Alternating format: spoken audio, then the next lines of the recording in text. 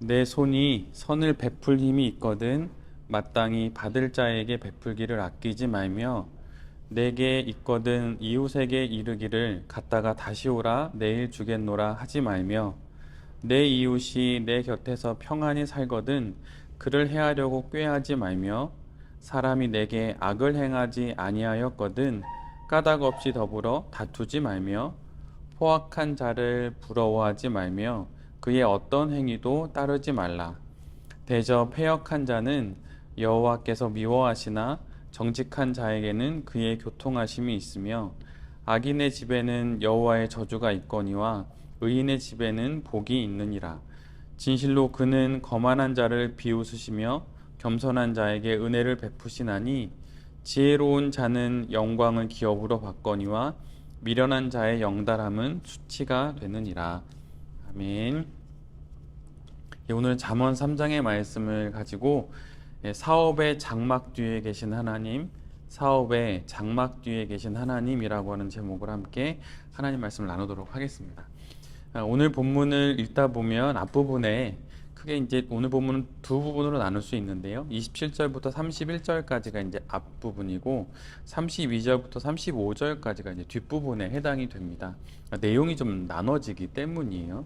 그런데 앞부분에서 27절부터 31절까지는 6가지의 금지를 이야기하고 있어요. 그런데 모든 부정은 뒤집으면 긍정이 되듯이 오늘 본문에 하지 말라는 금지를 뒤집으면 하라는 명령이 됩니다. 그래서 오늘 본문도 뒤집어 읽으면 적극적인 행동을 우리에게 요구하고 있음을 알게 되지요. 오늘 지혜자는 우리에게 선을 베풀 힘이 있다면 이를 아끼지 말고 필요한 사람에게 선을 베풀라고 합니다. 남을 도울 만한 소유가 자신에게 있다면 도움을 요청한 사람을 적극적으로 도우라고 이야기를 해요. 또한 평안한 삶을 살아가는 이웃이 만약 내 곁에 있다면 그들을 시샘하지 말고 있는 그대로 바라보라고 이야기를 합니다.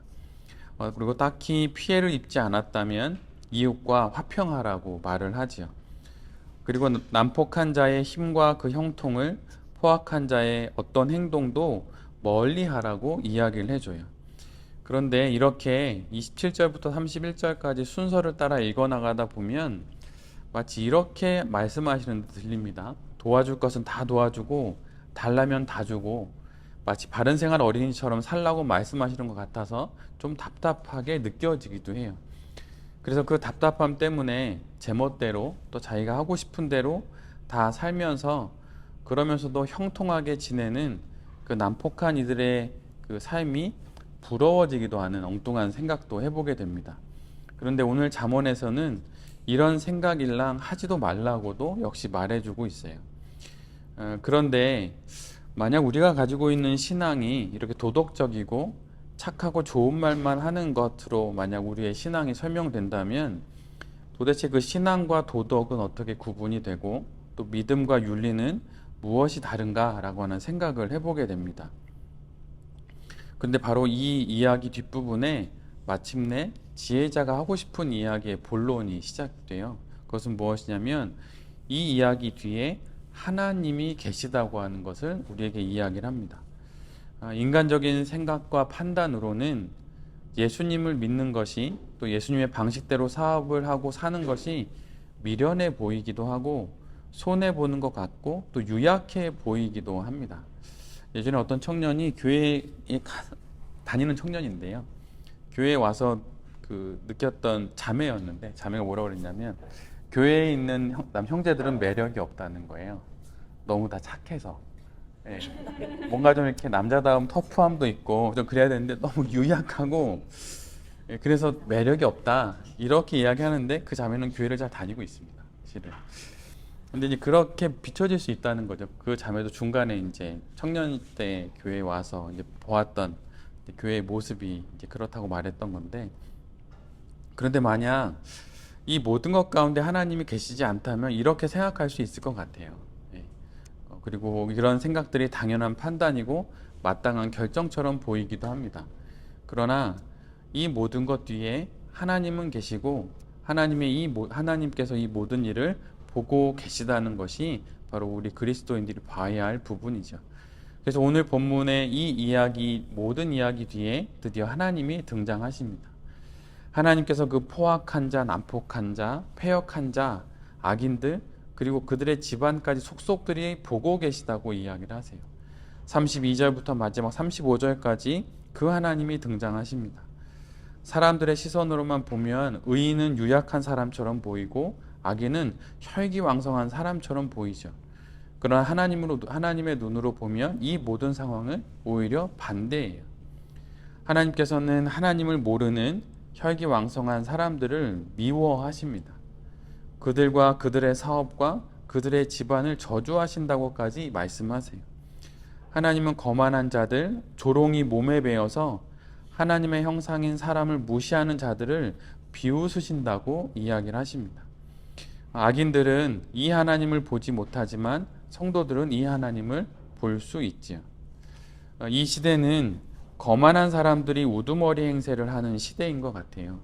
현대에는 상대를 조롱하고 조소하고 또 혐오하고 눈썹을 치켜뜨면서 사람들을 위아래로 훑어보고 콧대 높은 시선으로 사람들을 내려다보는 그런 이들이 정말 곳곳에 있는 것 같습니다. 그래서 어디 가든 목소리를 크게 내지요. 토론이 아니라 비아냥과 빈정거림으로 가득한 이야기들을 아주 쉽게 들을 수 있어요. 그래서 사실은 마음 따뜻한 사람들을 찾기가 매우 어렵습니다. 내 앞에 있는 상대도 나를 막 비아냥거리고 나에게 빈정대니까 나를 지키려니 나 역시 그렇게 대해야 하는 것처럼 생각을 하죠. 또 그렇게 해야 될 때가 있을 수도 있어요. 그런데 더더욱 그런 것은 그들에게 이렇게 비아냥거리는 사람들에게 권력이 있고 돈이 있고 힘까지 있으니 모두들 그들을 무시하지도 또 함부로 하지도 못합니다. 그리고 그들의 점점 커지는 영향력을 보며 이제는 그들을 부러워하기까지 하죠. 그들의 뻔뻔함이, 그들의 무례함이 그들이 가지고 있는 권력과 힘과 또 여러 좋은 조건들 때문에 저렇게 사는 게 좋겠다. 나에게 뭐 능력이 없어서 모르겠지만 부럽긴 하네. 뭐 이렇게 느껴지기도 하는 거죠. 그러나 우리가 반드시 기억해야 할 것이 있어요. 하나님께서 그들 모두를 비웃고 계시다는 거예요. 결국 그들의 모든 성공과 성취는 그들에게 수치가 되고 모욕이 될 것입니다. 시간이 그거를 보여줄 거예요. 높이 올라가면 올라갈수록 결국은 더 아래로 떨어질 뿐이죠. 반면에 하나님을 알아서 정직한 자들은 하나님의 은총 아래에 머물고 있어요. 의인의 집에는 하나님의 축복이 있다고 오늘 이야기를 하죠. 하나님 앞에, 사람들 앞이 아니라 하나님 앞에 겸비한 자에게는 하나님의 은혜와 그 놀라운 은혜가 계속 있는 거예요. 그리고 마침내 하나님을 경외하고 그분을 사랑하는 지혜를 가진 이들은 하나님의 영광을 기업으로 받게 될 거라고 오늘 시인은 우리에게 간증해 주고 있습니다. 사업을 하면 때론 내가 너무 고지식하고 융통성이 없이 사업을 경영하고 있는 것은 아닌가 하는 생각이 들 때가 있을 수 있어요.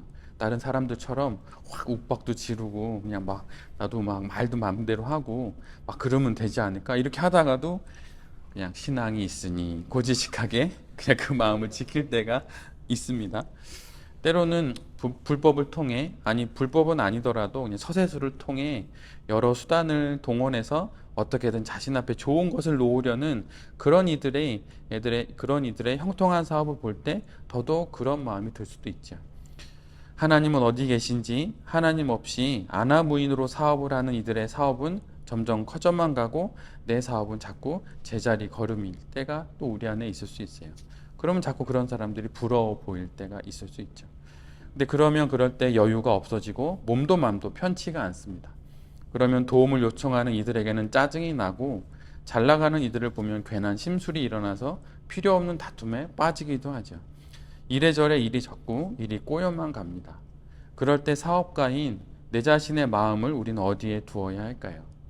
이때 기독 사업가는 그 마음을 모든 상황 뒤에 계신 하나님께 두어야 하는 거예요. 지금 내 앞에서 그렇게 무례하게 구는 그 사람의 앞에는 하나님이 없습니다. 그런데 우리에겐 하나님이 있죠. 지금도 우리의 사업을 바라보고 계신 그 하나님께 우리의 시선을 두어야 합니다. 목회를 하는 저도 무례한 성도들을 만날 때가 있어요. 정말 무례해요. 제가 사회에서도 겪지 못했던 그 무례함을 저에게 보인 성도도 있어요. 제가 세상 같았으면 애진작에 뒤엎었습니다. 제가 그 NGO 단체 간사할 때도 말도 안 되는 일을 하는 국장도 날리고 저도 나왔어요. 교회에서도 만약 제가 그래 알았다고 접고했으면 했을 수도 있겠죠. 그럼 뭐가 됐을지는 뭐 하나님께서 아시겠지만 목회자인 저도 교회 안에서 겪어요. 사업을 한다는 것은 어떻게 보면 더 적극적으로 세상에 뛰어들어서 성도로 살겠다는 결단을 한 거와 같은 거예요. 그런 다짐을 한 거죠. 목회자는 교회 안에서 어찌됐든 믿는 분이라고 하는 분들과 지내지만 사업을 하고 세상에 들어가겠다고 하는 것은 정말 그렇게 사는 거예요. 옷에 먼지란 먼지는 다 묻고 후탕물은 다 튀는 거죠. 그러면서 사업을 하는 것입니다. 그런 상황과 사태에 적극적으로 뛰어들어 살겠다고 결정한 거예요. 험한 꼴 다 보며 하는 것이 사업이죠. 비바람, 눈보라 맞아가며 하는 것이 사업입니다. 제가 예전에 NGO 단체 할 때나 또 북한 일 할 때나 돈 보고 한 거 아니었거든요. 그런데 그 앞에서도 정말 이 마음을 뒤집게 만드는 분들이 있어요. 애들도 그랬어요. 어떤 애가 저희들한테 선생님 저희들 때문에 월급 받잖아요. 이렇게 한 애가 있었어요. 제가 뚜껑이 열려가지고 제가 그냥 난리를 친 적이 있는데 그런 상황들도 있어요. 근데 그래 그럴 수도 있겠다. 너가 보기에 다 모르니 그럴 수 있겠다 생각이 들어요. 근데 사업을 한다는 건 그런 세상에 들어가서 그런 험한 걸 보면서 하는 게 사업인 것 같아요. 세찬 바람이 불면 대나무가 이리저리 흔들립니다. 그러나 대나무가 앞뒤 좌우로 흔들리는 것은 중심이 없기 때문이 아니에요. 오히려 땅 깊이 가장 깊이 뿌리를 내리고 있기 때문에 흔들릴 수 있는 것입니다. 뿌리가 없으면 날아가거나 부러지거나 끈 떨어진 연처럼 바람에 떠내려 가겠죠. 뿌리가 있기 때문에 그때 오히려 좌우로 흔들리면서 유연할 수 있는 거예요. 신앙은 사업에 그런 유연함을 갖게 합니다. 사람만 보이면 어우 저걸 그냥 막 이럴 수 있죠. 근데 신앙이 있으면 유연해져요. 이런 올곧음과 유연함이 그럼 어디서 오는 것일까요? 그것은 바로 내 사업의 장막 뒤에 계신 하나님을 볼 때 생기는 거예요. 아무리 뛰고 날고 점프를 해도 고작해야 하나님 앞입니다.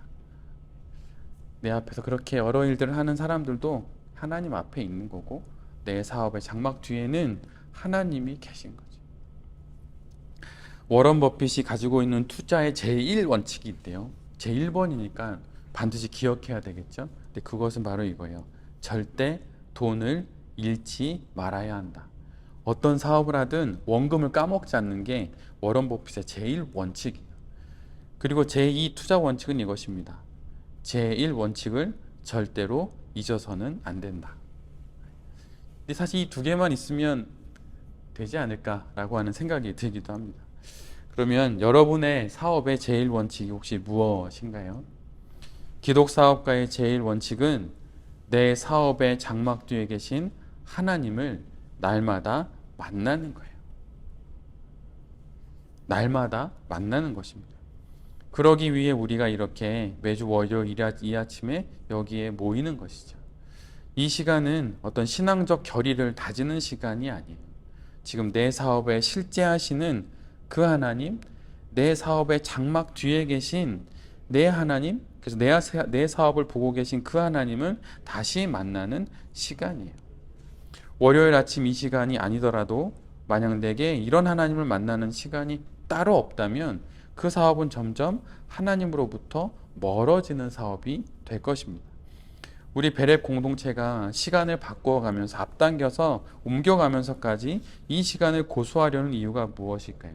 그것은 이 시간이 사업의 제1원칙을 함께 상기하는 시간이기 때문이에요. 내 사업의 장막 뒤에서 내 사업을 바라보시는 그 하나님을 다시 기억하며 새롭게 시작하는 8월의 첫 주를 하나님과 함께 잘 사업해 나가시는 모든 베레베 대표님들이 되시기를 간절히 빕니다. 사업을 하다 보면 별일 다 겪지요. 예전에 교사를 하면서 어느 분이 이런 이야기를 하더라고요. 그 길거리에 지나가는 강아지도 먹지 않는 똥이 있대요. 그건 교사의 똥이래요. 왜냐하면 애간장이 높기 때문이에요. 별거를 다 보기 때문이에요. 애들 애 앞에서. 예.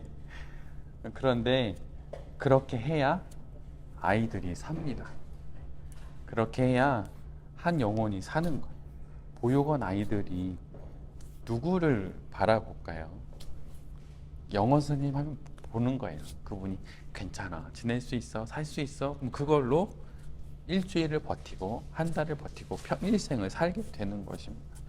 그런데 그 앞에 있는 교사는 마음과 온 영혼이 말 그대로 애간장이 녹듯이 녹는 거죠. 근데 어찌 가르치는 그 교단에서만 그런 일이 있을까요? 사업하면서 그런 일이 있을 수 있습니다. 그런 일이 있을 때 그 사람만 보고 그 사람과 나눴던 대화만 보면 열불이 나죠. 그런데 그때 이 사건과 이 상황의 장막 뒤에 계신 하나님을 볼 수 있다면 그 시간도 잘 지나갈 수 있게 되는 것입니다. 성도란, 기독 사업가란 바로 내 사업의 장막 뒤에 계신 그분을 그렇게 볼 수 있어야 하는 거예요. 그런 마음으로 새롭게 시작하는 이 한 달도, 또 이 한 주도, 또 일평생도 잘 사업하시고 또 잘 살아가시는 베레베 모든 대표님들과 또 이 말씀을 전하는 제 자신이 될 수 있기를 간절히 기도드립니다. 아멘.